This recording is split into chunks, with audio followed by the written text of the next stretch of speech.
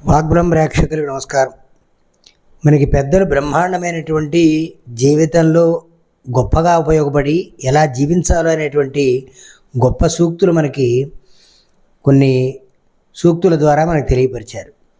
ఇవేమిటంటే ఒక విశిష్టమైనటువంటిది మనఃప్రసాద సౌమ్యత్వం మానమాత్మ వినిగ్రహ భావ సంశుద్ధిరిత్యేతత్ తపోమాన సముచ్యతే అంటారు.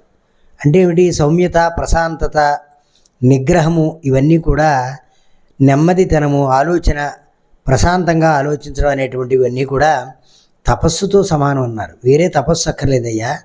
మనః ప్రశాంతత, మనఃప్రసాద, సౌమ్యత్వం, సౌమ్యంగా ఉండడం, అలాగే మానమాత్మ వినిగ్రహ అని ఇవన్నీ కూడా భావ సంశుద్ధి, ఇవన్నీ కూడా చాలా ప్రశాంతంగా ఉండడం వల్ల తపస్సుతో సమానం, అంతకన్నా గొప్పదైనటువంటి జీవితం లేదు అని చెప్పారు.